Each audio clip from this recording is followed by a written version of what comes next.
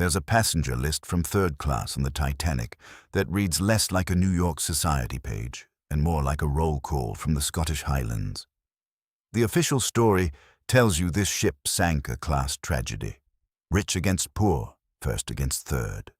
But look closer at the surnames and a different pattern shows up. These names carry centuries of being pushed off land, out of countries, into ships, long before April 1912 ever happened. So here's what we're doing. 15 surnames, 4 groups, ranked by how deep the bloodline actually runs. And the last name on this list, it's connected to the clearances, and it didn't just survive the Highlands. It survived the North Atlantic too. Group 1. The names money built. Start with Astor. By 1912, that name sat at the top of American wealth, treated like old aristocracy, as the kind of family that got the best table without asking. The official story says, old money built that name. When you actually look at the evidence, the Astor fortune is 3 generations removed from a German immigrant who arrived with nothing and made his money in fur trading and New York real estate. That's not centuries of breeding. That's one very good investment, repeated and dressed up to look older than it is. Here's why that matters. Money can rewrite a bloodline story fast. It can buy a name a new accent, a new address, a new place at the front of every room. What it could not do on the night of April 14th was buy a seat in a lifeboat. John Jacob Astor IV put his young wife in one. He stayed behind. His body was recovered days later, pulled from the water along with the wreckage, money and all. That's not a small detail. That's the whole pattern in one sentence.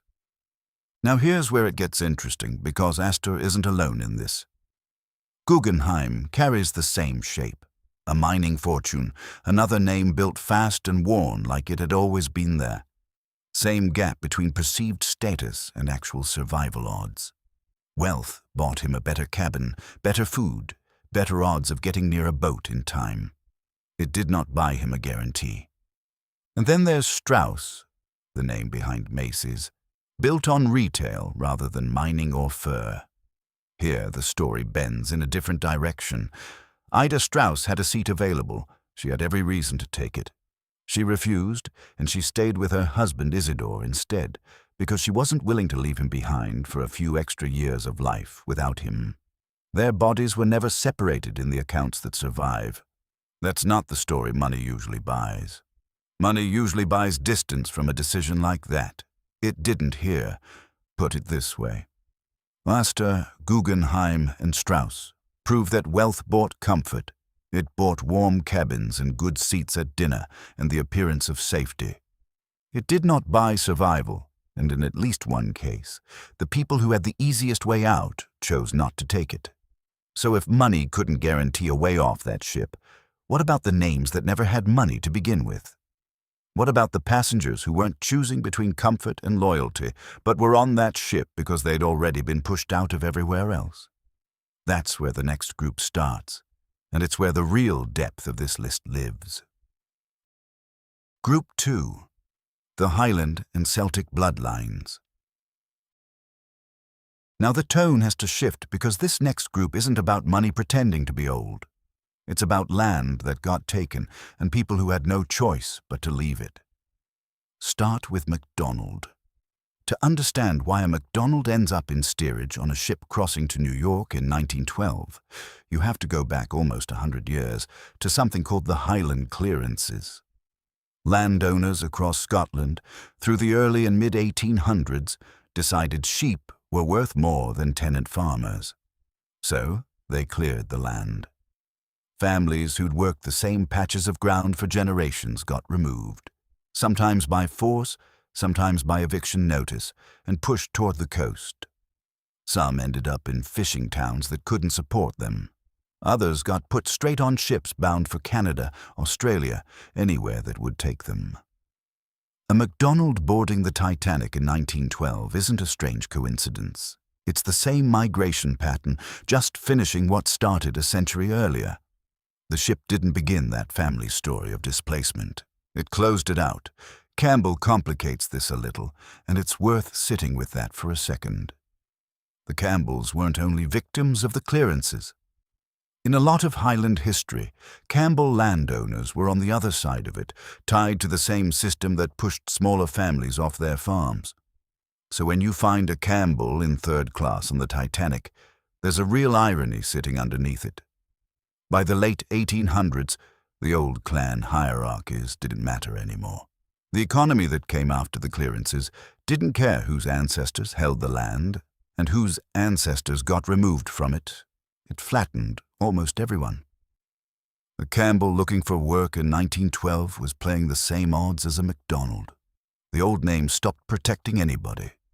Murphy moves the story off Scottish ground and onto Irish ground, but the shape of it barely changes. Ireland's Great Famine in the 1840s did to Irish tenant farmers what the clearances did to Highland families, just faster and with a higher body count. Millions left. Murphy is one of the most common surnames to come out of that wave, carried onto ship after ship for the better part of 70 years before the Titanic ever left dock. Picture the scene at Queenstown on the southern coast of Ireland, the last stop before open water. A piper playing on the dock as the tender boats pulled away from shore. That sound was the last piece of home a lot of these passengers would ever hear. Not a soft, sentimental moment. A hard one. Most of them weren't coming back, and at some level, they knew it. Here's what that adds up to. These three names, MacDonald, Campbell, Murphy, didn't end up on the Titanic chasing adventure. They ended up there because for 100 years, something kept pushing them toward the next ship and the next ship after that, until eventually one of those ships was the Titanic. That's not romantic. It's the plain math of forced movement across generations. But here's the part that displacement alone can't explain. It tells you who got on the ship, where they came from, and why they had no other option. It does not tell you who got off that ship alive. Two families with the exact same history of being pushed off the exact same kind of land could end up with completely different outcomes once the water started coming in. The push that put them on board has nothing to do with what happened after the iceberg. That's a different kind of math entirely, and it's the one we look at next. Group 3. The crew and the blame. Now we move to a different kind of name. Not passengers at all, but the men running the ship and the surnames history decided to blame. Start with Smith. Captain Edward Smith carried the most famous surname on the entire vessel, and that's strange when you think about it, because Smith is about as common as a name gets. Plain, ordinary, the kind of name that disappears into a crowd. Except this Smith didn't disappear. He became the face of the disaster before the wreck even finished settling on the ocean floor. The official inquiry into the sinking looked hard at Smith's decisions that night, the speed the ship was running at, the ice warnings that came in over the wireless, whether he acted on them fast enough. What the inquiry didn't do is settle the question cleanly.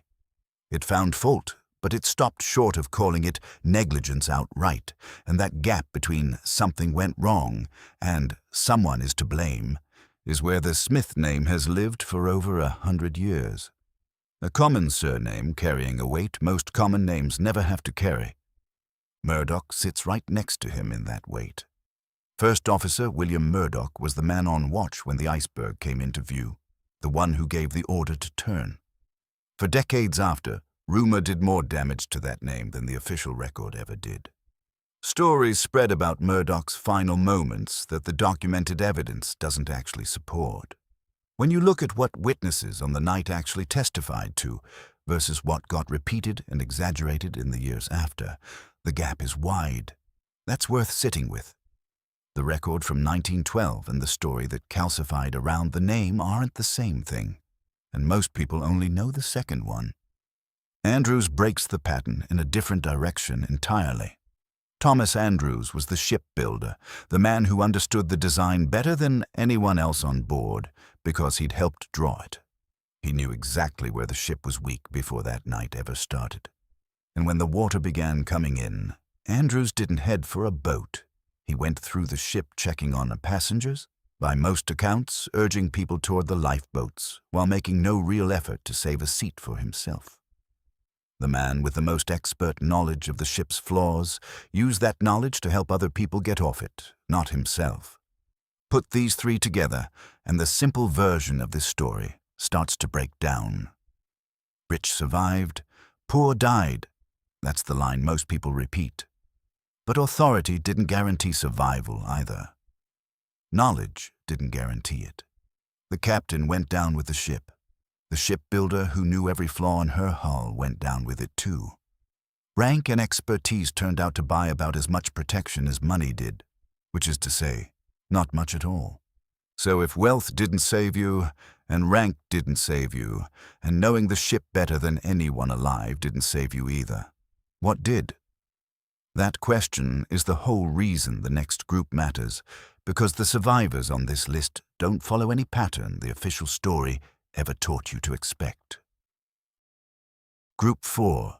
The survivors nobody expected. This is where the list pays off, because these three names beat odds the official story never accounts for. Take Allison. The Allison family had money, real money. First-class staterooms, a private suite, the kind of comfort that should have meant a clear path to a boat. Hudson and Bess Allison died that night, along with their daughter Lorraine. Their infant son Trevor survived, carried off the ship by his nurse while his parents stayed behind searching for their daughter in the chaos. A wealthy family, nearly wiped out in full, with a baby as the only name left standing. That's not the ending first class was supposed to get. Dean runs the opposite direction entirely. The Dean family traveled third class, a couple with 2 small children, exactly the kind of household the standard story says had almost no chance once the boats started filling. And yet the entire family survived. Mother, father, both kids, all 4 off that ship alive. No private suite, no private deck. No advantage the official account would have predicted, and still an intact family walked away from it. Then there's Fleet. Frederick Fleet was the lookout in the crow's nest, the man who spotted the iceberg first and rang the warning bell. He lived for decades after that night, well into old age, and by most accounts never fully set the weight of it down. The man whose eyes saw the disaster coming before anyone else on board carried that moment longer than almost any survivor on this list, longer than the ones who lost everything in the water. Here's what these three do to the simple version of the story. Allison shows wealth collapsing completely. Dean shows poverty surviving completely. Fleet shows that even spotting the danger first, doing your job exactly right, doesn't spare you from carrying it for the rest of your life. None of that fits a clean narrative about who was supposed to live and who wasn't. The water didn't sort passengers by class, by rank, by bloodline depth. It sorted them by something closer to chance, dressed up afterward as if it made sense. 15 names, 4 groups, and 1 thread running under all of them. Every single surname on this list, Astor down to the last MacDonald, carries a story of being pushed, moved, or remade long before April 1912 showed up. The Titanic didn't write these family histories.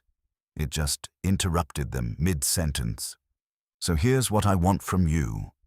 Drop your own surname in the comments if you think you've got a thread back to one of these names, and check the full list I've put down there too. If this kind of bloodline digging is your thing, subscribe, because the next investigation is already in motion.